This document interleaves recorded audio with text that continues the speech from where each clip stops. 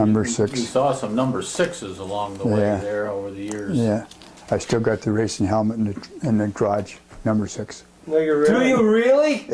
We need to get a picture of that, Greg. We need to make sure we get this documented here. Tell us about the helmet. It looks like a football helmet. Was this a normal? I think it's for racing. Just racing? I think so. Yeah.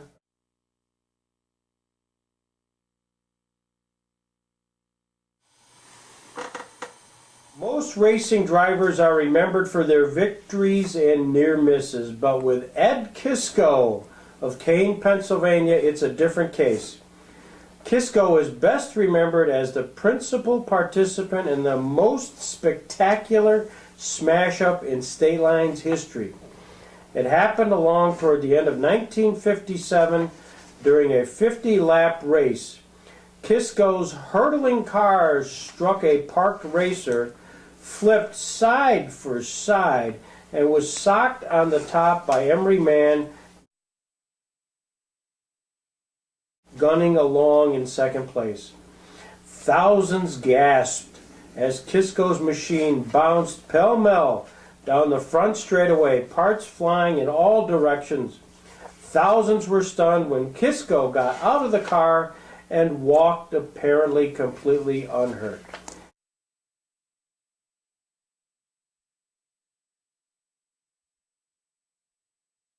Eddie still recalls that pileup and still has a few souvenirs of it, too.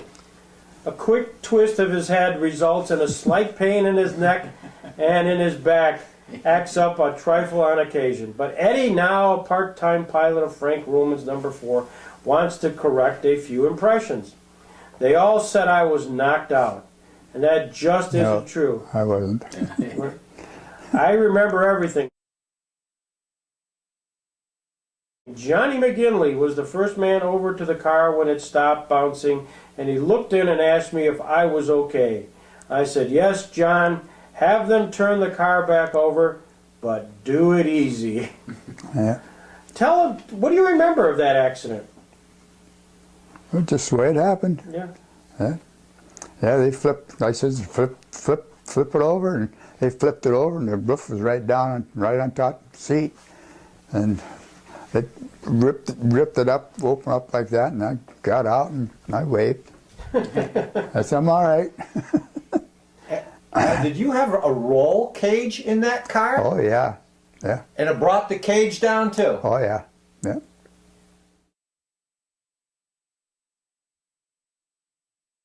I was just driving like this, you know, and it was almost to the end, and I was looking to see what flag, you know, they were going to put out.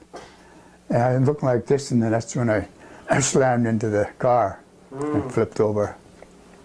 Because it was about 2 or 3 laps to go, and I thought, geez, is that one lap to go or 2 laps to go, or what it was? And I just kept looking and looking.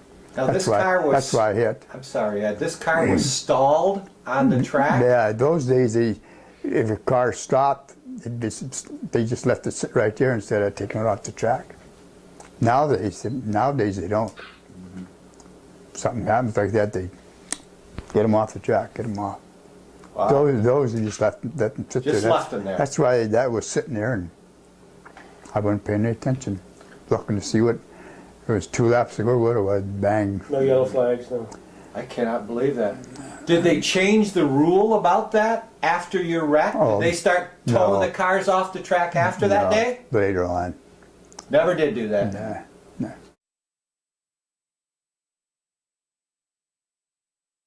Racing car was in Kane. Yeah.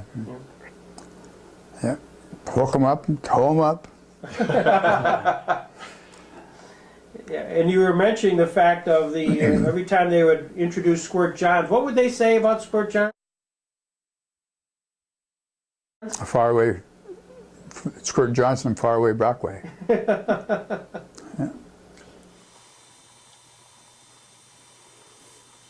Kyle Russell died in November of '63. First Russell race. Oh, there it is. Eddie won the Russell Memorial on May 30th, 1964.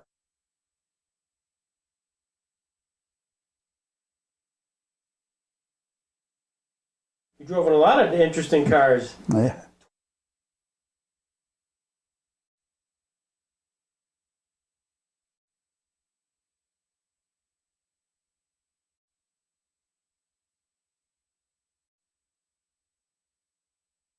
When you ended racing at Stateline, you never went back. No. No. Those are the great old days. And I finished first in points at Erie's Speedway, and second in points in Stateline Speedway. And those that that time.